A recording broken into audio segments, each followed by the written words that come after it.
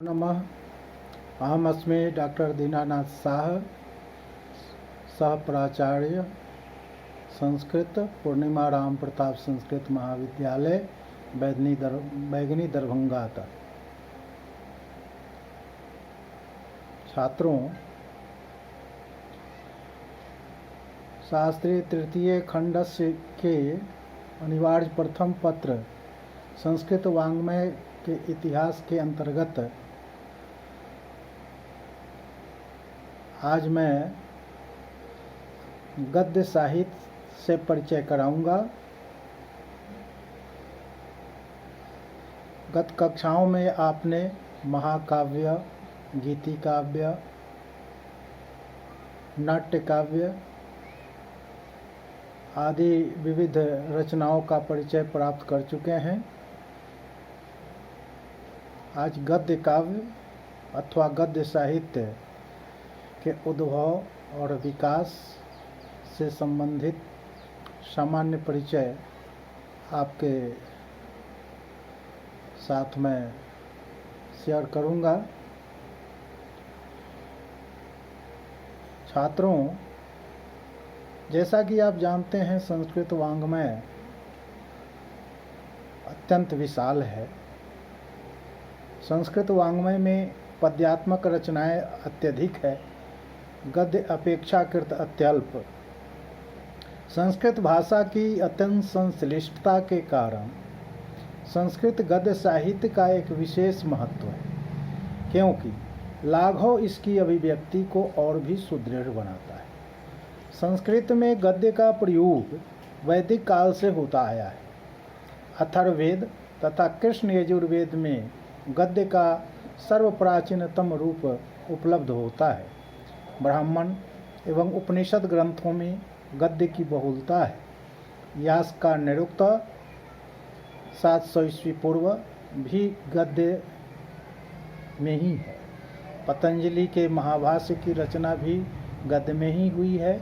इसके अतिरिक्त मीमांसा सूत्र पर सबर स्वामी का भाष्य, न्याय सूत्र पर वात्स्यायन का भाष्य, ब्रह्म सूत्र तथा उपनिषदों पर शंकराचार्य के भाष्य में गद्य का प्रशस्त रूप मिलता है।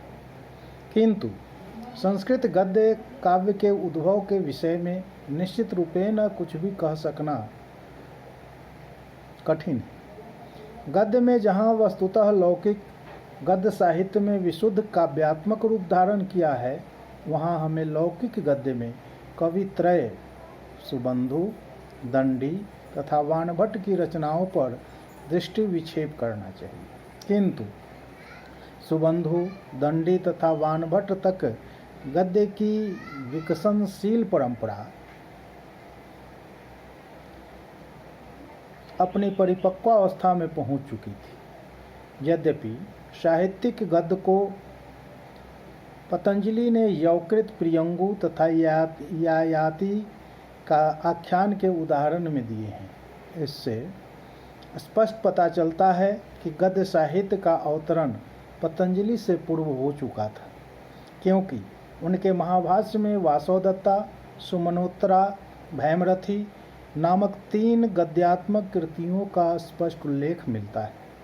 गद्य की विधा आख्यायिका के विषय में 300 ईस्वी पूर्व के कात्यायन के वार्तिकों में उल्लेख आया है। शताब्दी के आरंभ काल के वानभट्ट ने भट्टार हरिश्चंद्र नामक एक यशस्वी गद्यकार का अत्यंत प्रशंसा के साथ नामोल्लेख किया है, किंतु दुर्भाग्यवश आज भट्टार हरिश्चंद्र की कोई भी काव्यकृति उपलब्ध नहीं है। कतिपय शिलालेखों में भी अलंकृत गद्य शैली का प्रयोग उपलब्ध होता है। रुद्रदामन 150 ईस्वी का अभिलेख इसका उदाहरण है। अनेक ऐसे शिलालेखों एवं अनुपलब्ध ग्रंथों के साक्ष्य के आधार पर हम यह निश्चित रूप से कह सकते हैं कि चतुर्थ शती तक आते आते संस्कृत साहित्य के अंतर्गत गद्य अपने कमनीय काव्यमय रूप में प्रचलित हो चुका था। शास्त्रीय दृष्टि से गद्य काव्यों को मुख्य रूप से कथा एवं आख्यायिका, इन 2 भेदों में बांटा जाता है। दोनों ही विधाओं में कुछ अंतर है, कथा कल्पना के आधार भित्ति पर खड़ी होती है, जबकि आख्यायिका का आधार ऐतिहासिक इतिवृत्त रहता है। संस्कृत गद्य की परिनिष्ठित परंपरा के उद्भावकों में अग्रगण्य कविवर सुबंधु हैं। सुबंधु की वासवदत्ता संस्कृत का सर्वप्रथम उपलब्ध गद्य काव्य है, जिसे कथा की कोटि में रखा जाता है।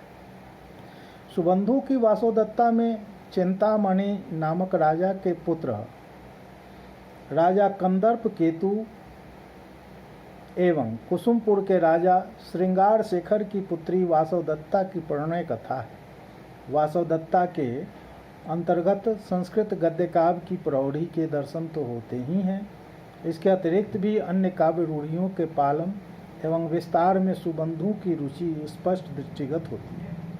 सुबंधु वस्तुतः पांडित्य एवं कवित्व दोनों के सम्मिलित रूप हैं। उनकी गद्य शैली परिपक्व है, क्योंकि गौड़ी रीति का आश्रय लेते हुए सुबंधु ने अलंकारों के अतिरिक्त अपने अन्य विषयों का ज्ञान भी चमत्कारपूर्ण प्रदर्शन किया है। सुबंधु का कथन है कि मेरी कृति के प्रत्येक अक्षर में श्लेष है और वह निश्चय ही उनकी काव्य प्रतिभा का परिचायक है।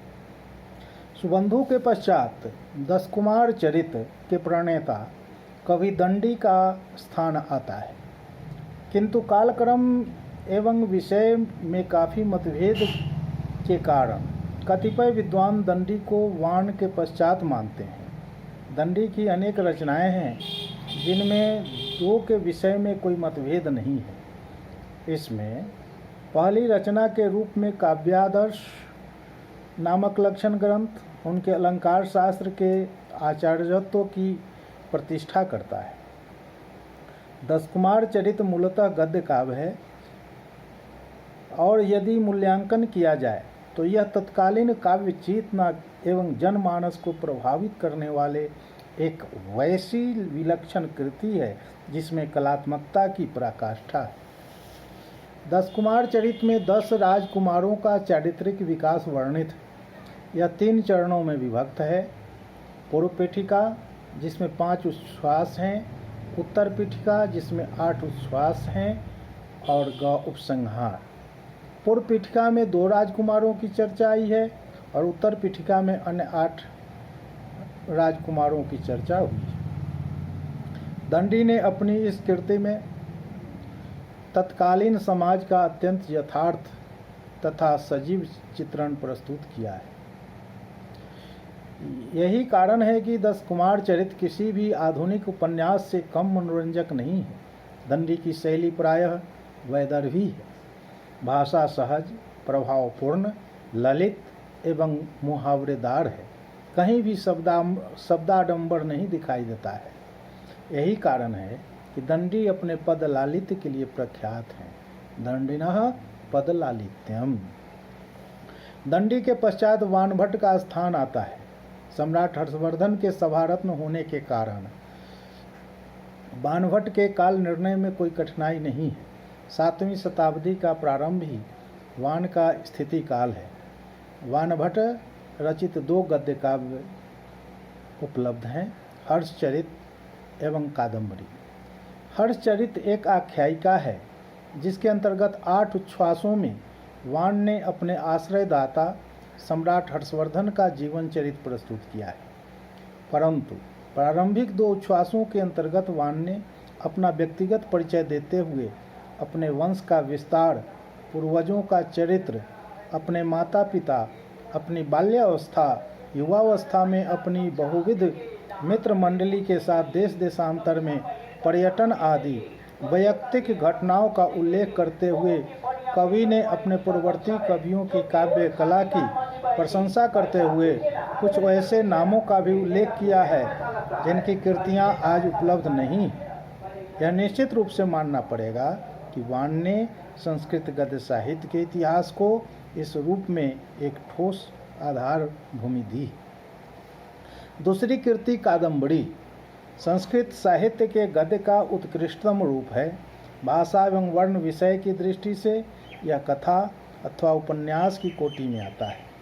कहा जाता है कि कादम्बरी का पूर्व भाग ही वान की मौलिक रचना है, क्योंकि कादम्बरी कथा की पूर्णता के पूर्व ही वान मृत्युशया को प्राप्त हो रहे थे। उन्होंने अपने पुत्र पुलिंद भट्ट एवं भूषण भट्ट की परीक्षा के पश्चात भूषण भट्ट को यह कार्यभार सौंप दिया। वान भट्ट ने कादम्बरी कथा में चंद्रापीर और कादम्बरी के प्रेमाख्यान का अत्यंत मनोरम वर्णन किया है। यह प्रणय कथा 3 जन्मों की है।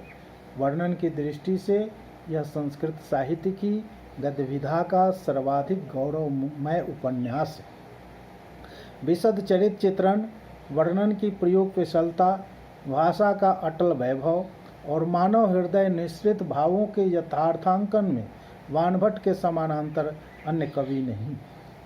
यही कारण है कि भारतीय विद्वानों ने सभी एक स्वर में यह कहा कि वानोच्छिष्टम जगत सर्वम, अर्थात वान की काव्य प्रतिभा के कारण संपूर्ण साहित्य जगत में ऐसी नूतन कल्पना अथवा भाव अवशिष्ट नहीं रह जाता। अर्थात परवर्ती कवियों ने मात्र वान के जूठन का ही प्रयोग किया है। इस प्रकार वान भट्ट संस्कृत के सर्वाधिक लोकप्रिय गद्यकार हैं। आधुनिक युग में अपनी सरल एवं प्रांजल गद्य शैली के कारण पंडित अंबिका दत्त व्यास रचित शिवराज विजय का महत्वपूर्ण स्थान है। शिवराज विजय में शिवाजी के जीवन को औपन्यासिक पद्धति से उपन्यस्त किया है। प्रकृति से आख्यायिका होकर भी यह संपूर्ण पृथ्वी के पाठक को उपन्यासात्मक ही अधिक लगती है।